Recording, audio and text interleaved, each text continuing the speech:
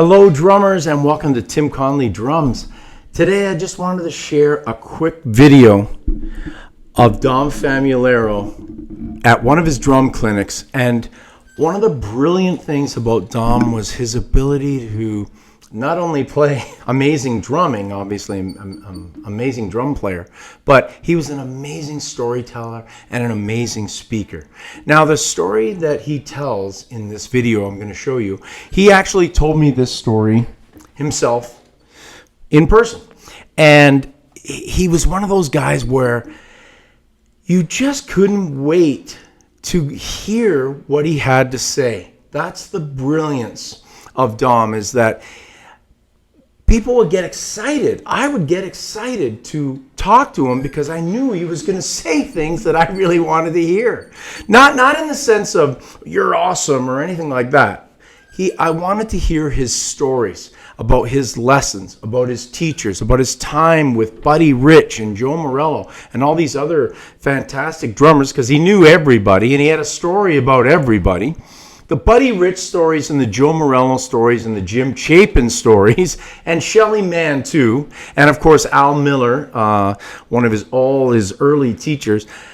All of these guys, the stories are just so amazing. So I have this clip here that I want to show you of Dom talking at a drum clinic about his very first lesson with Joe Morello and then his first lesson with Jim Chaplin. Check it out. He says, "I want you to relax." I said, I am relaxed. He says, "Well, the stick is shaking." Whoa! And I'm looking at the stick shake, and I'm like, whoa! I couldn't control it. I'm trying to grab it. I mean, my whole body was stumbling. I was just so nervous. So Joe says, "Stay in that position. I'm going to tell you a story." So he begins to tell me a story about when he first started playing violin, was his first instrument, and how he began to play, and he heard Josh Heifetz play, and he just realized that he couldn't play violin that great, so he got involved with drumming. And after an hour of him talking, and I'm hearing his story, I'm doing this. He says, "Perfect. Look at your stick." I went, "Whoa. That's where I want you to begin. Go home and practice that." I leave, like I pay him the money. Big money at that time. I pay him the money. I'm like, wow, that was great. When I get back in 5 hours later, I get home. My parents are at the front door. I'm only like 19. "What'd you do?" I said, "Oh man," I said, "what a great lesson. Show me what do you do." I get the practice fit out. I said, "Check this out." Well, you give the stick, and I do this.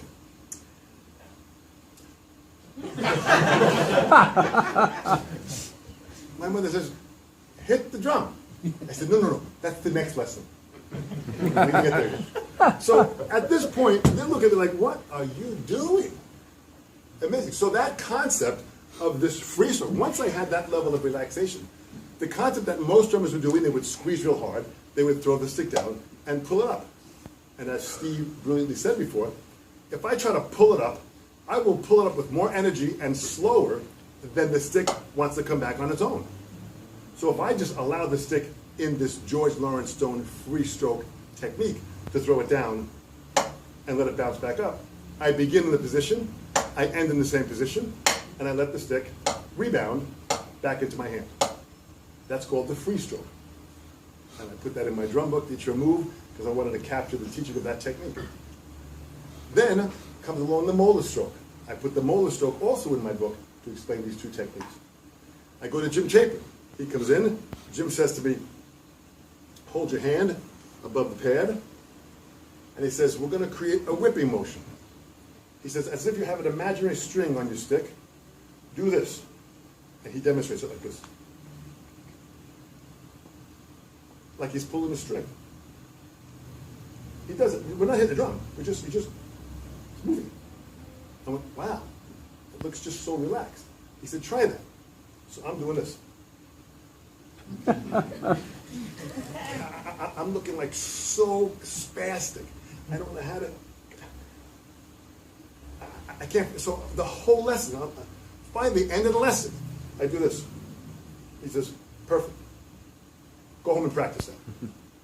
imagine when I had to explain that to my parents. That we didn't hit the drum. I'm doing this. At this point, they just said, they just gave up. Whatever you're doing, you're on your own. We don't know what the hell you're doing. Go do it. So that's what it came down to. So that was the first lesson. The second lesson was this. Power of that whip. What a great story. Fantastic story. And I just want to let you know that not only was Dom, of course, a great drummer and a great teacher, and he was a great speaker, but he had a separate sort of a business where he did motivational speaking. So he would get hired by people to come to their, their school, their function, college, university, whatever, and talk and motivate people and give them goals, ideas. There was another guy by the name of Leo Biscaglia that I was a very big fan of. Now, Leo always talked about love and everything.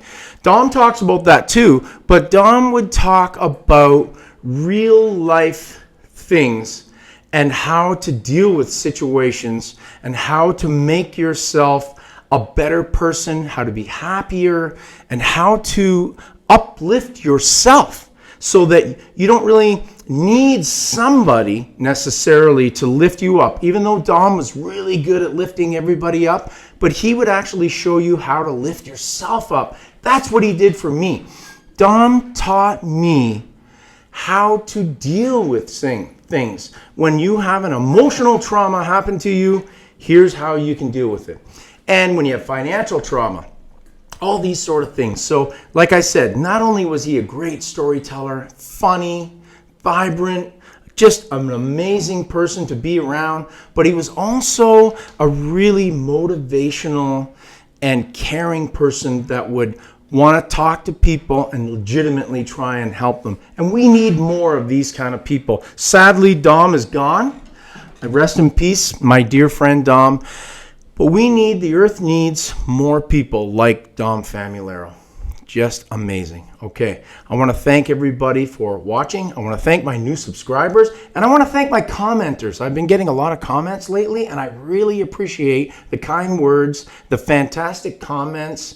I learn stuff from you guys too. When you tell me about, hey, I have this kind of a drum throne, or I like to use these heads, or hey, have you checked out this cowbell, whatever.